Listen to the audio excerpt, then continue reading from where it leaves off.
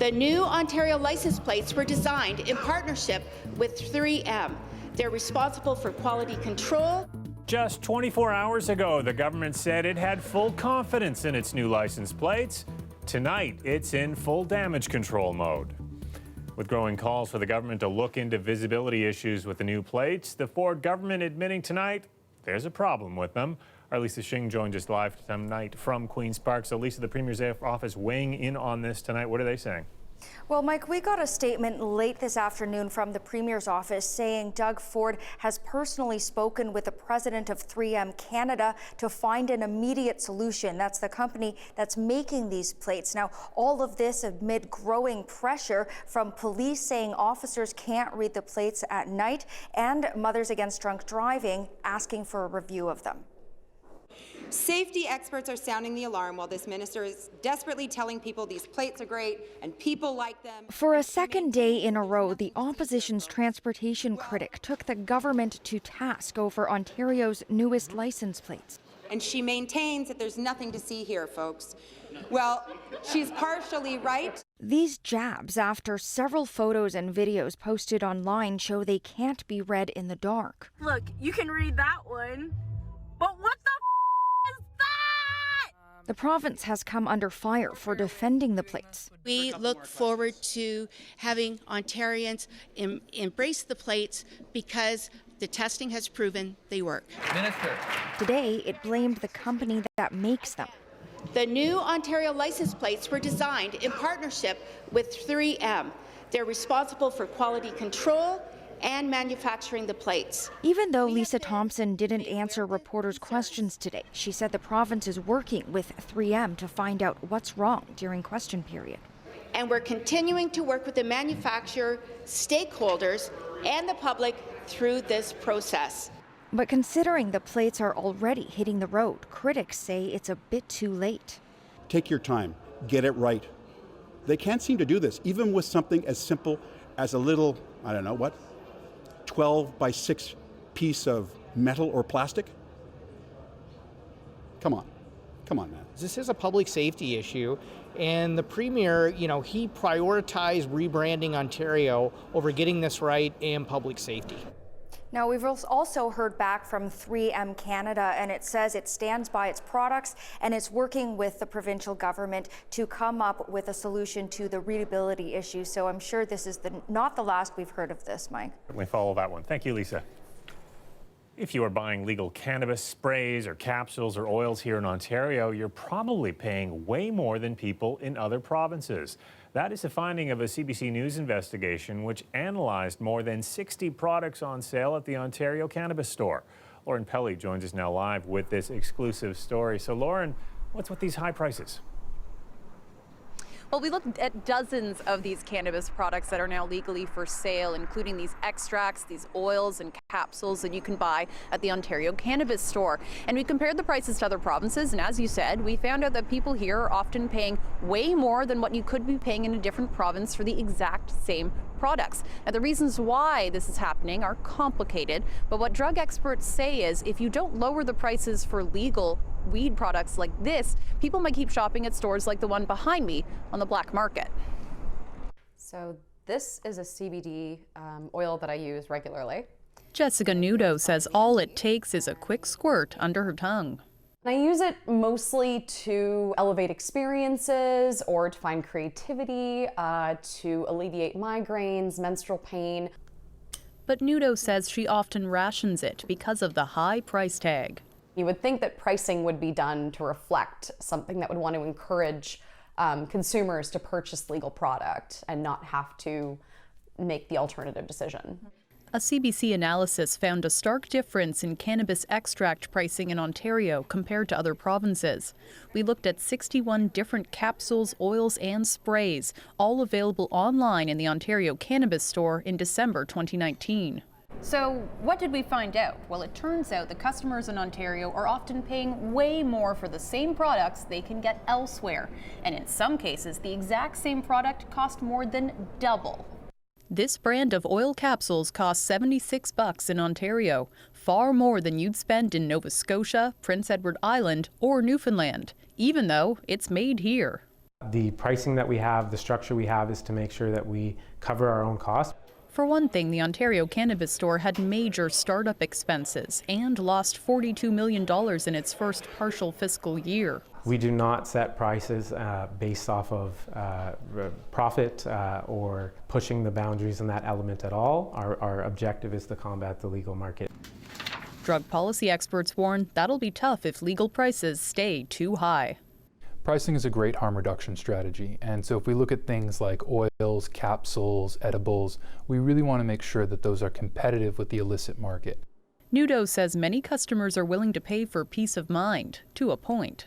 I do think that having a more stable price point overall would be helpful for us to know, or at least a little bit more transparency. Now, I should note, since we first did that number crunching, some of these prices have changed. The Ontario Cannabis Store told us they've actually lowered prices on around 200 products, including many of these oils and capsules that we looked at. They also are now hoping to turn a profit. Mike? Okay, thank you, Lauren.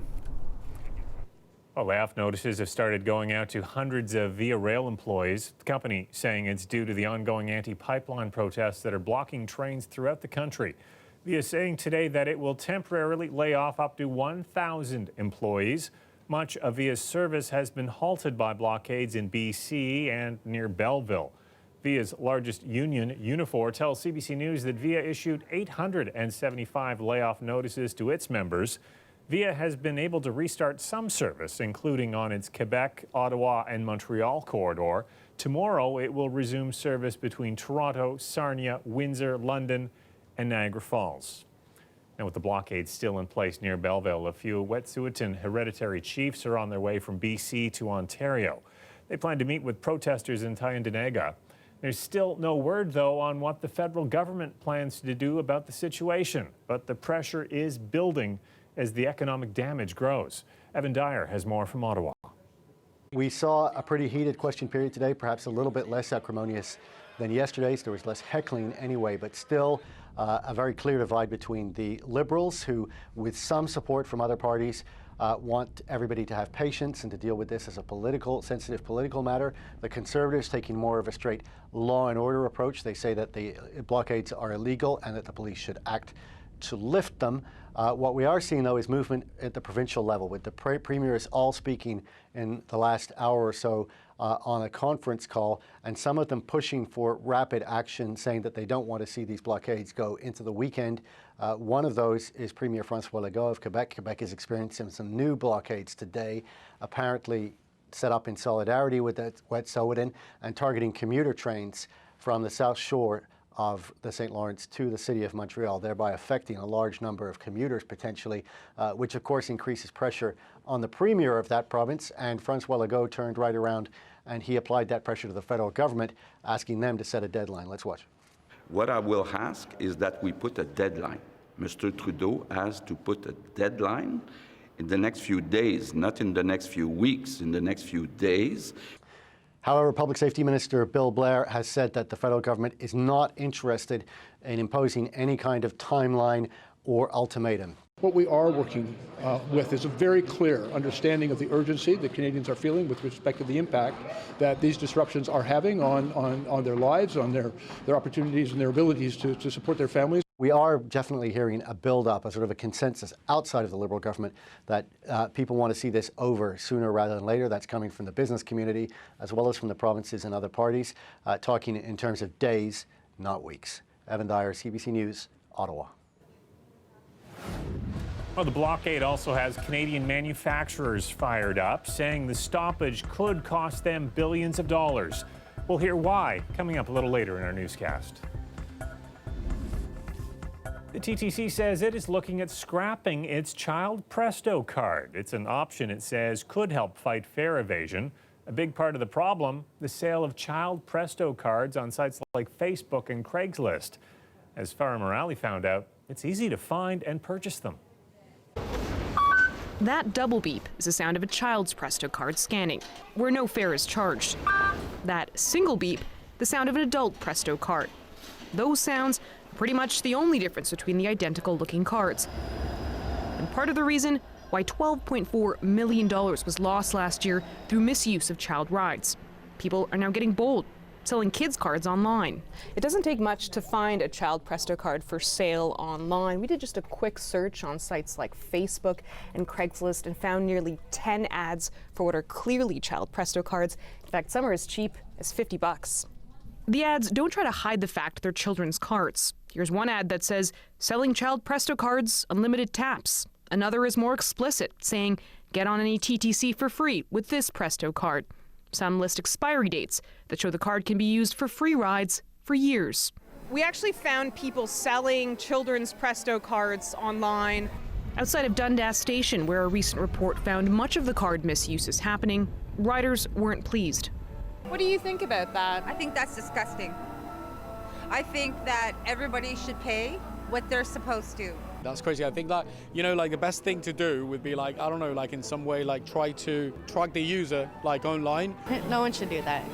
Today, the TTC said it reports the online ads to the listing sites, and sometimes they are taken down, but more needs to be done.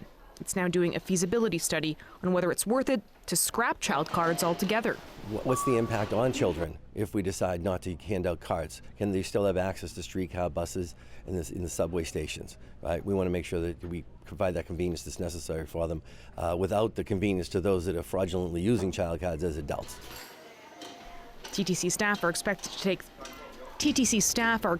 to take 30 days and come back with a proposal of how to better tap into the problem of fraudulent child cards. Farah Morali, CBC News, Toronto.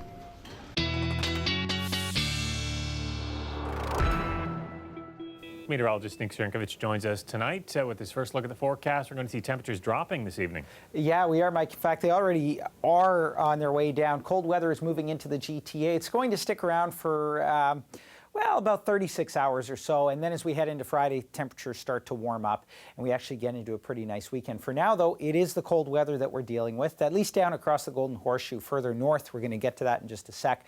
We've got snow squalls happening right now. There's a look at current temperatures across the GTA.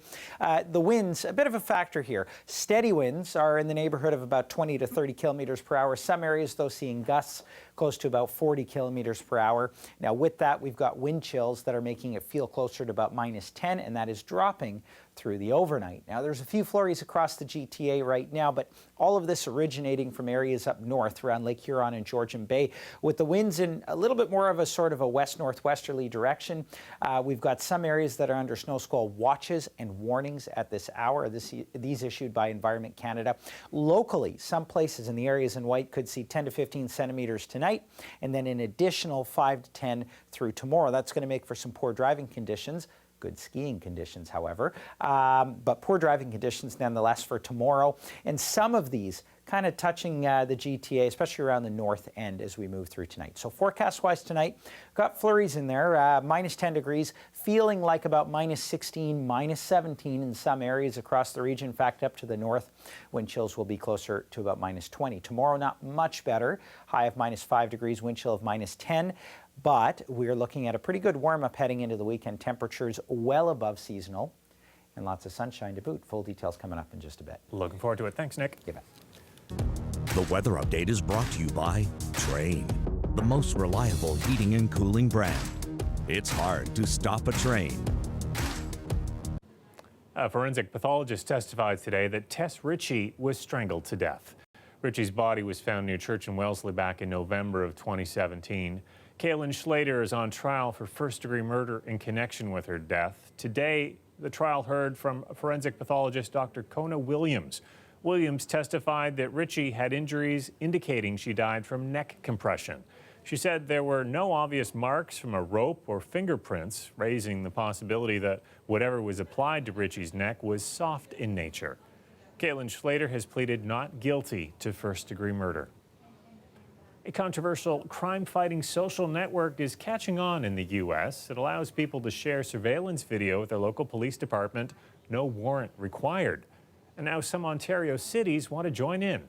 Thomas Daigle shows us how it works. It's a great town. A police veteran in Livonia, Michigan, Captain Ron Tagg has had eyes on these streets for 32 years. But never before could he rely on so many eyes in so many places. Sometimes they're in areas where you might not expect them. In this Detroit suburb and across the U.S., more and more homeowners are lending their front porch to the fight against crime with this gadget, a doorbell camera. It's connected to the internet and can provide police with video evidence, typically without a warrant. We're looking at a map of our city. If there's a crime, Captain Tag can request homeowner video or respond to activity that locals flag as suspicious.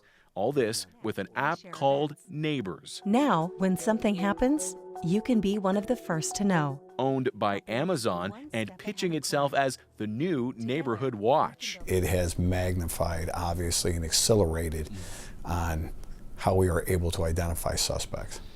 Take this video showing a suspect examining a toolbox in someone's pickup truck after a string of attempted car break-ins.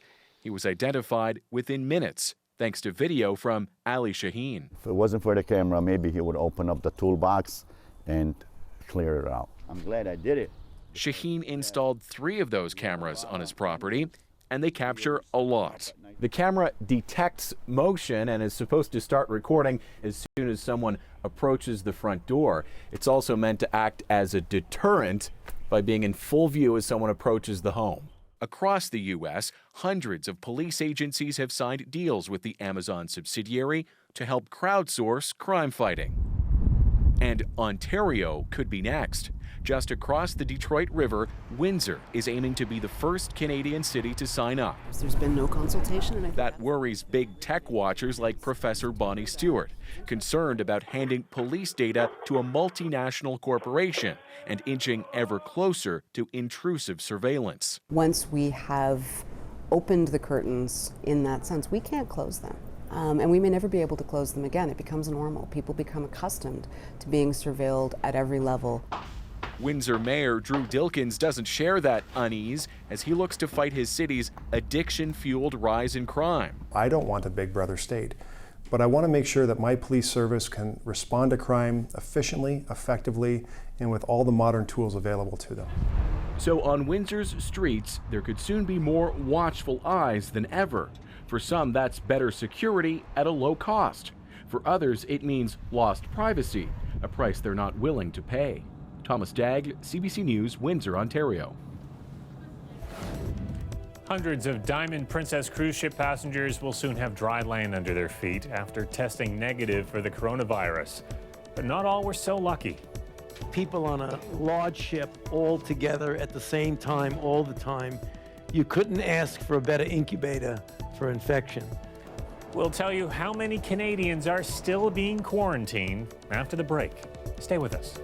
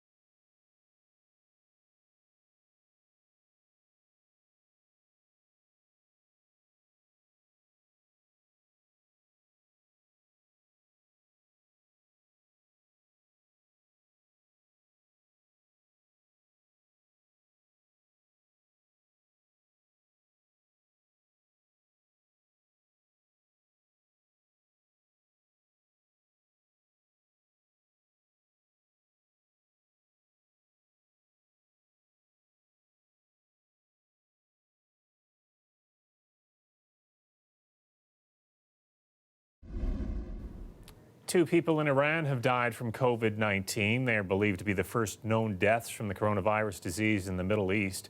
More than 2,100 deaths are now being reported worldwide.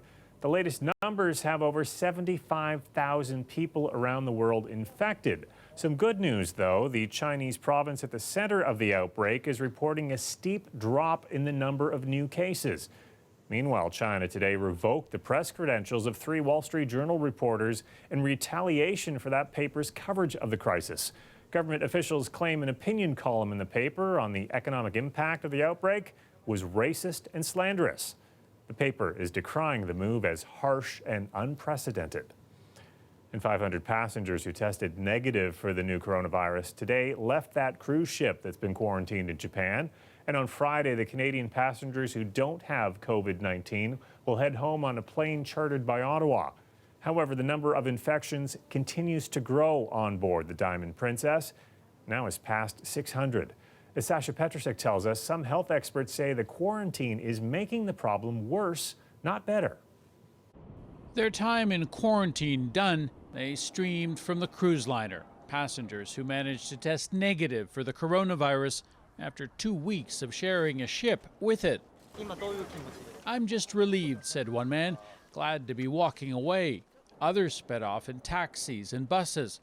On board, even today, the number of infected continues to grow by the dozens, as does the fear of catching the disease, says Canadian Jennifer Lee. Yeah, a lot of people will think, imagining they're getting sick. Yes, that's what happened. And I heard that some people crying all night and some people are angry. The very idea of locking up so many people after finding just one case, quarantining the sick with the healthy, has been a controversial one. Japanese authorities call it necessary, but many experts say it's created an uncontrolled breeding ground. Infection control specialist Intaro Kiwata, a veteran of Ebola and SARS and cholera outbreaks, snuck onto the ship to see for himself. But inside Princess Diamond, I was so scared. I was so scared of getting COVID-19 because there was no way to tell where the virus is.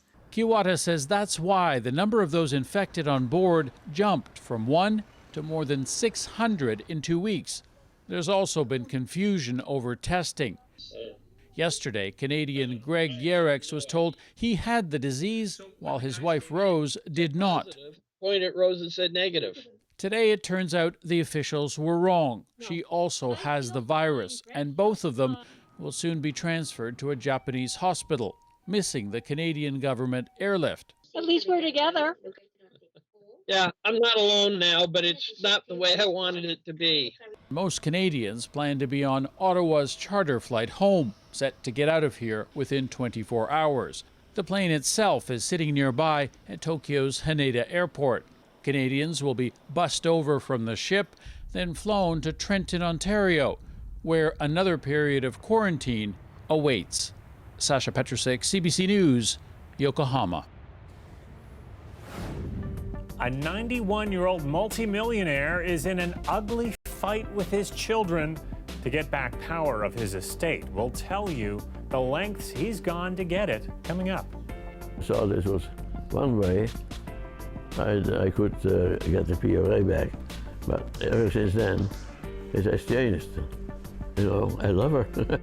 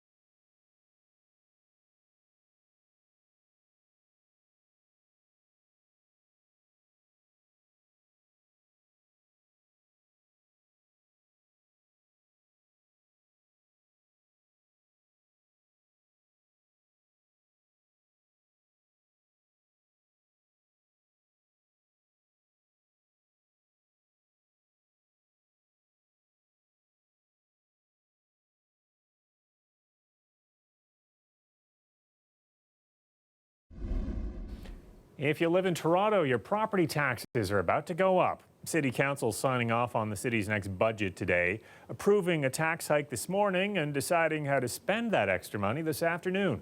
Our Nick Beauvert has more from City Hall on what the changes will mean for you. This is a good, responsible, realistic, forward-looking budget. It was a smooth day for Toronto's new $13.5 billion budget, but this one is unlike any other since John Tory became mayor. For the first time, property taxes are going up beyond the rate of inflation, supported by all but 3 suburban councillors. They'll be up 2% in 2020, with an extra 1.5% toward the City Building Fund. The city says it amounts to an extra $80 million in new investments, including the hiring of new police officers, paramedics, and TTC staff. The City Building Fund will go toward big infrastructure projects like transit and affordable housing. All that will cost the average homeowner about $130 extra on their next bill. I understand that people in many cases are finding life stressful on a financial basis today, but together with a modest tax increase, we're also doing things to try and make their lives more affordable. But Toronto is also making investments that some say it shouldn't be responsible for. The 2020 budget includes more than $7 million for public health and subsidized childcare. Toronto says that's exactly the amount the Ford government cut last year. We have said since day one as a city that the province needs to reverse these cuts, but we're not going to stand by and let our residents down. And so in this budget, we are stepping up to pay that $7.1 million. New investments like those were hailed even by councillors who sometimes oppose the mayor. They say it all made for an easier debate this year. So that is a level of maturity that I believe that council has achieved, but it took years for us to get there, and hopefully this is just the beginning. And the spending is expected to keep coming over the next few years. Tory's plan is to keep raising property taxes and the City Building Fund until 2025. By then, tax rates will be up about 10% over current rates. Nick Beauvert, CBC News, Toronto. The province and the union representing Catholic teachers were back at the bargaining table today. It's been a little more than 2 weeks since the two sides last met, and they agreed to meet with the government after Education Minister Stephen Lecce said the province is looking at reducing class sizes, one of the main sticking points for the union. Now, even though they're at the bargaining table, OECTA is still planning rotating strikes for next week. It will also take part in a province-wide walkout this Friday. That's when all 4 of Ontario's major teachers' unions will be on the picket line.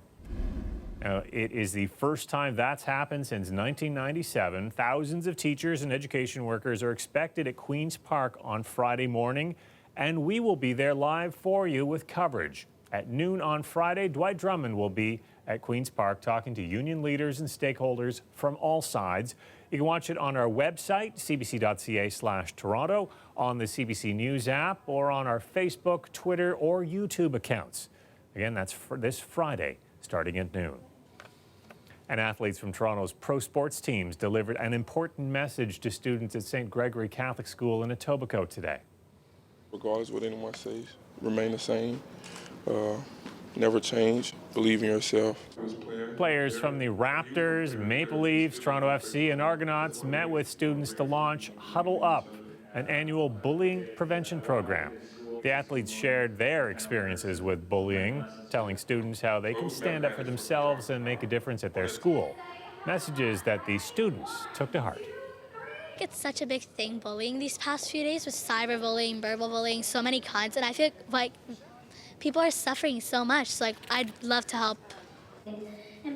St. Gregory students shared their own anti-bullying pledge, which also got the athletes' endorsement. The Huddle Up program will reach more than 8,000 students in the GTA this year.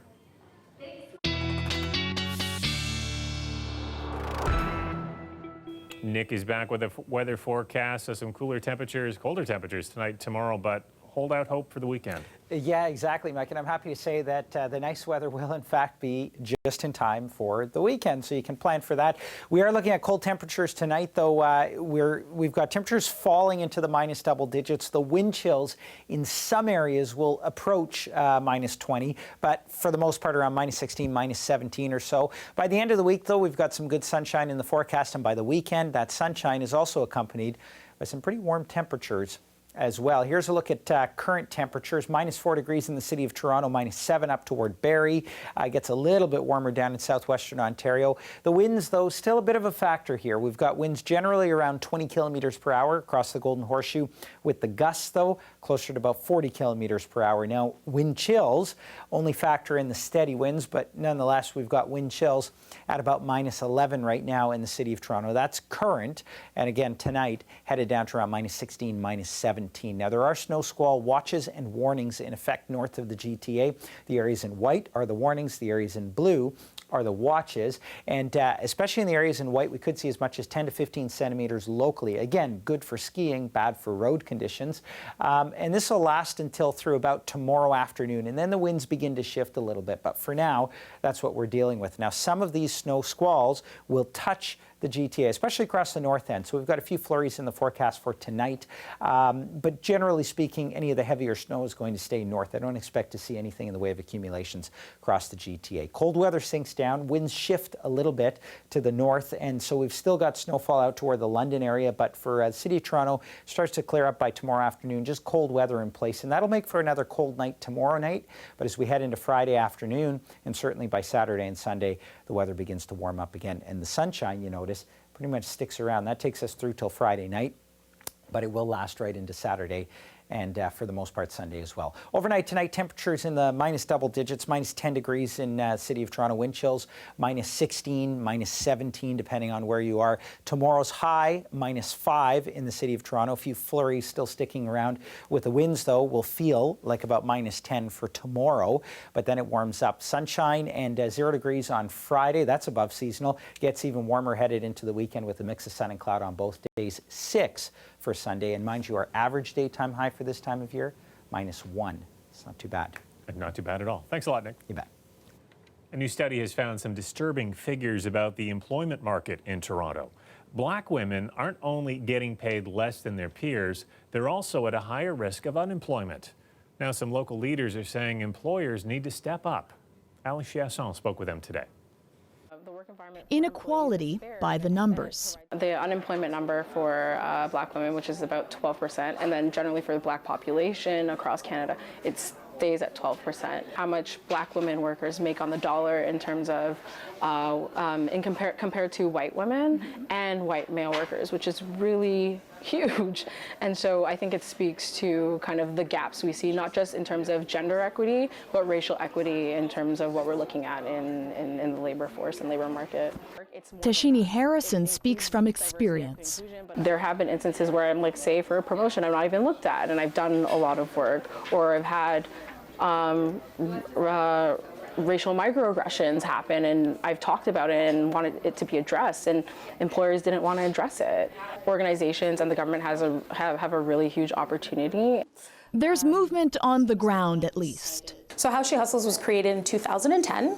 We host events primarily for women of color to come and share their experiences, inspire each other, share information on how to succeed as leaders or entrepreneurs. Founder Emily Mills says sometimes the burden of achieving equity at one's work is on the very person experiencing discrimination. There may be something happening, let's say, for example, discrimination happening that has made headlines. You may feel an additional burden or responsibility, or may be bluntly asked to try and help others in the workplace to navigate that. You know, maybe there's an equity committee, or maybe there's a town hall that happens.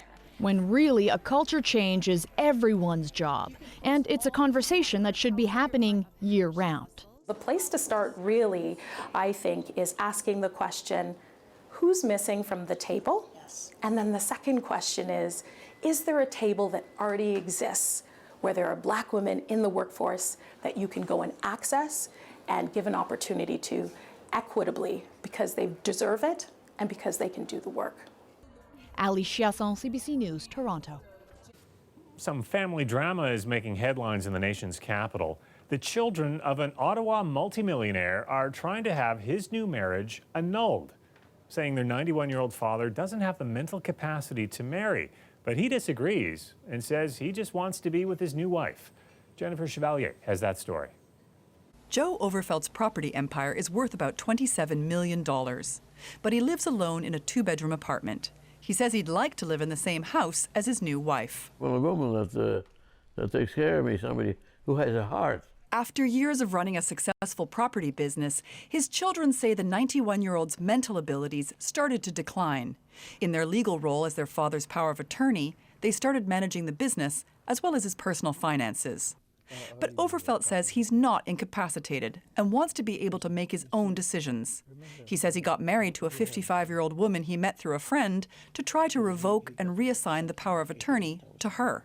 I saw this was one way I could get the PRA back, but ever since then, it has changed. You know, I love her. His new wife, Rashida Yamuri, could now inherit a third of his fortune. The children say she's motivated by financial gain. She didn't want to appear on camera, but told CBC she didn't marry Overfelt for money, but to improve his quality of life. Rashida has a, very warm heart, you know. Why don't I just marry Joe and see if I could help? The question the court has yet to rule on is, did Overfelt have the mental capacity to get married? 3 professional capacity assessments have been done. 2 found he was incapable of managing his property or personal care. But according to his lawyer, that doesn't mean he didn't meet the legal bar to get married.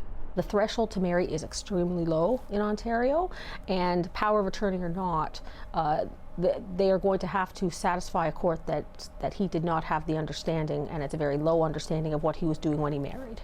The couple say Overfelt's children have prevented them from moving in together, and right now they're only permitted to visit each other for 90 minutes in the evening.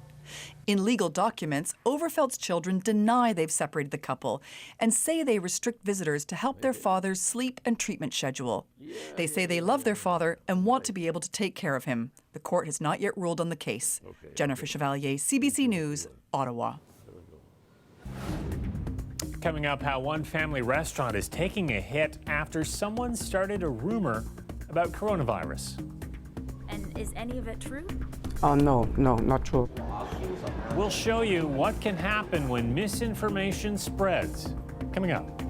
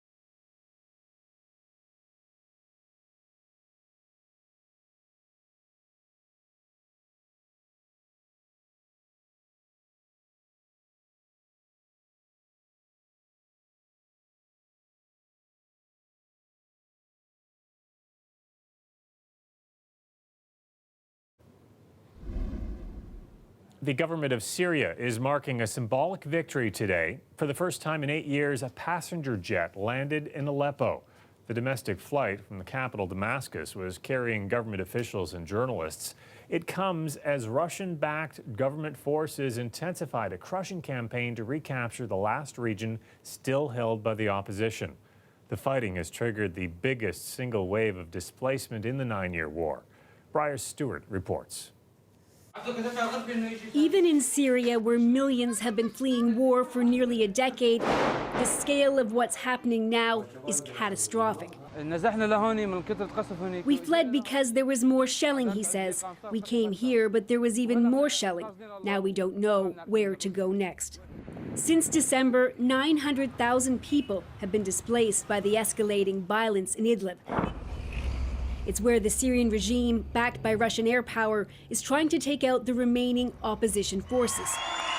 And today, Turkey warned that if the military advances don't stop, it will launch its own.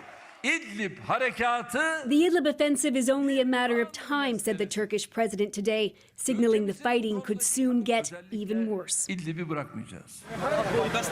Officials say that nearly 300 civilians were killed in attacks this year, including 3 in this airstrike yesterday.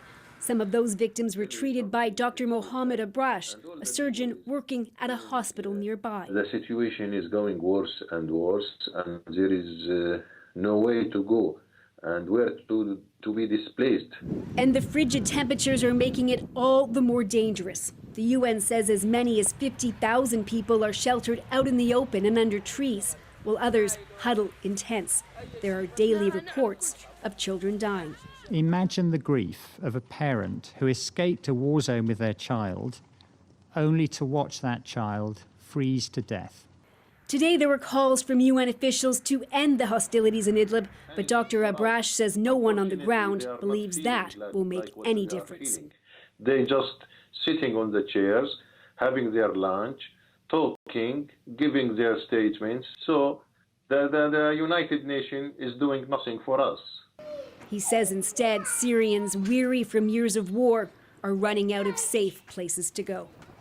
Briar Stewart, CBC News, London. Canadians stuck on a quarantine cruise ship in Japan will start a pre-boarding screening process tomorrow night. Those who pass will head home on a charter jet Friday.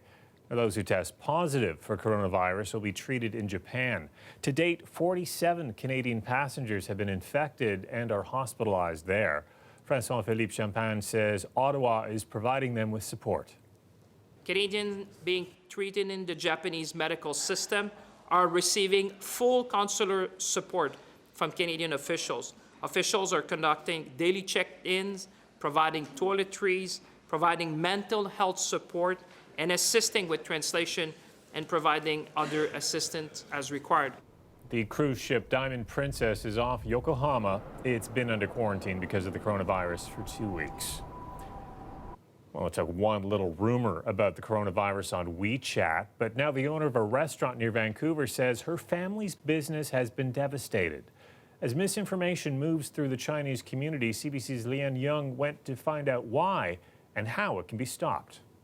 It was a 36-character WeChat message that tanked Lily Young's business in less than 24 hours. 呢個咧就有一個傳言咧，就話麗晶廣場金紅樓咧就有一 Crystal Mall Grand Crystal Seafood Palace's employee has been hit by the virus. The business was suspended for 14 days. And is any of it true? Oh, no, not true, yeah. Business was already half of what it was because of coronavirus fears. Then it spiraled, dropping to 80%. Very sad, so sad, yeah. Because the staff, all is that they lose the job, you know. She's also shocked and bewildered. Half her employees are no longer working. She got dozens of calls from customers yesterday alone asking if the rumors were true. It got so bad she asked for special permission to post articles around the mall, hoping to fight the lie. Vancouverites are already scared. Then you send out useless rumors and lies like this? It might have been easy to send out, but it ruined a lot of lives. What seems like a small rumor can have some much bigger consequences, and it's left owners like Lily Young wondering how and why it could have happened. Sometimes there are alternative agendas for misinformation. People sometimes drive fear because they like to. Sometimes they drive fear because it might result in a profit. You can sell more masks, for example, if you create more fear. We don't know what the motive is here, but just yesterday, health officials pleaded with the Chinese community to trust official sources. There is a commitment to transparency by all of the elected officials who are working very closely with the departments of public health. But this UBC professor says the message isn't getting through, and part of it could be due to a mistrust in government. For people who immigrated from mainland China, this could be inherited behaviors, right? Because after the Cultural Revolution, there has been issues with mistrust among each other in the community and mistrust of government. Add to that haunting memories of SARS, the long incubation period of COVID-19 making it seem sneaky, and then stories from foreign media or family of the outbreak at its worst. The stories are very real, right? You talk to your mom, and mom is stuck at home in quarantine. You talk to your dad, who is very scared and very grumpy, and so it's very real. Whereas for other Canadians, they don't have that kind of real connection. No matter the level of fear, Young just hopes everyone will think twice before sharing any rumors online. Yeah, don't do that. Yeah, because it is no good. Yeah. So no one else has to bear the brunt like she has. Leanne Young, CBC News, Burnaby. Well, the anti-pipeline protests happening across the country are also affecting the economy, and it has groups sounding the alarm. Timely access to transportation is absolutely critical in our business and to our ability to feed people in North America.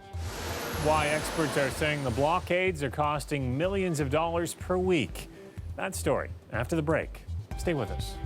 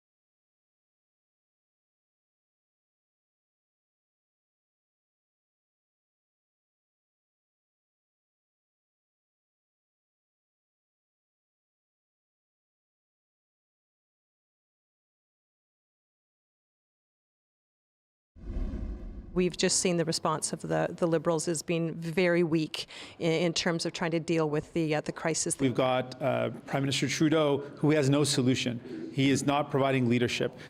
The Prime Minister's opponents are taking aim at his strategy on the railway protests. Earlier today, provincial leaders held a conference call to discuss the issue. The protests are keeping trains from running across the country. The ongoing shutdowns are stalling other parts of the economy as well. It has a group of Canadian manufacturers calling for action. They say the stoppage could cost tens of billions of dollars and also lead to long-term damage to Canada's reputation as a trading nation. Jacqueline Hansen has more. From food production to store shelves, getting products from A to B is now much more difficult. This issue is beyond serious. It's critical. The Canadian Manufacturers and Exporters Group is trying to get the federal government's attention. It wants rail service restored as soon as possible. We're fearful that we're going to start seeing companies announcing shutdowns or layoffs. Each day train service is disrupted, the group estimates $425 million worth of goods are sitting idle. One economist says it could cost the economy between $60 and $160 million per week. Almost everything we buy that's a physical good has probably got some ingredient, some component that comes from either another province or one of Canada's international trading partners. While trains are at a standstill, the Exporters Group is asking for emergency funding for workers who are laid off and for companies that are in trouble. Maple Leaf Foods is one of the major food producers that relies on the rail network to ship perishable products such as meat. Please allow me to emphasize the word perishable. Timely access to transportation is absolutely critical in our business and to our ability to feed people in North America and abroad. RCMP, stand down! RCMP, stand down! The political disruption could also have a longer economic impact if Canada's reputation as a place to do business takes another hit. What investors want, what companies want is predictability. Right today, we don't look so good. Solidarity! Yet more pressure on the government to get both the country's trains and the economy back on track. Jacqueline Hansen, CBC News, Toronto. Here's a live shot of our waterfront as temperatures keep dipping lower and lower. But is there an end in sight? Nick Cernkovich will have those details after the break.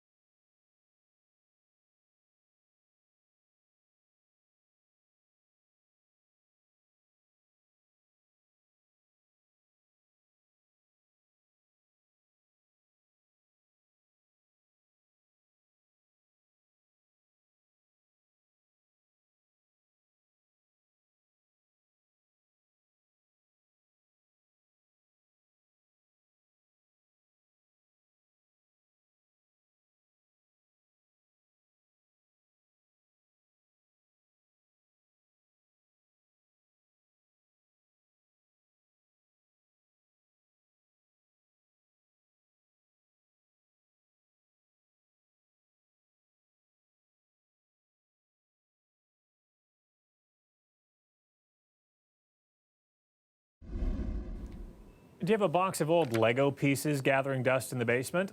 A woman in Germany who's become known as Lego Grandma has found a way to put them to use and make her city a better place for people who, like her, use wheelchairs. 62-year-old Rita Abel and her husband make wheelchair ramps out of the Lego bricks. Each custom-built ramp is handmade and requires hundreds of pieces, and yes, they are glued in place. The couple dedicates their spare time to the effort and often invests 2 or 3 hours a day to building the ramps. So far, they've completed 12. Now, Rita says, beyond being very functional, the colorful ramps are a great way to raise awareness about accessibility issues. And she says the big issue she has is finding the blocks. A lot of families don't want to part them once they have them. I know. I mean, I've got a whole bunch from when I was a kid, and I'm passing them on to my son. And, you know, I mean, Lego doesn't really change, right? It doesn't. So, well, maybe the new specialty bricks might make it harder to make things. Yeah, exactly. Well, it's always those little pieces, the specialty ones that you lose. I've got a whole box of pieces, but trying to put together the original kits, it's a little hard. Anyway, use your imagination, right? Great weather to stay in and play with Lego. Yes, it is. Tonight, it's going to be cold. Of course, we talked about that. Temperatures down to minus 10 degrees with the wind chill. It's going to feel like minus 16, minus 17, depending on where you are. A few flurries. We talked about the snow squalls north of the GTA. Tomorrow, minus 5, but then it gets better. Weekend looks pretty good. And I've been talking with Dwight the last few times that I was on here. My little guy's going skiing. So I'm sort of torn, because on the one hand, I want the warm weather to come, but on the other hand, I want the snow to stick around for him to kind of go skiing as well. We bought some snowshoes for Christmas. Haven't used them yet. Used them if yet. you head north, it's not bad, right? It's just in the city of Toronto. If you're looking for areas for the snow, you've got to catch it while it falls, and that's pretty much about it. Okay. Thanks a lot, Nick. That's our show for tonight. Thanks for joining us. I'll have your next local news tonight at 11 o'clock after the National. Dwight's back tomorrow here at 6. Have a great night.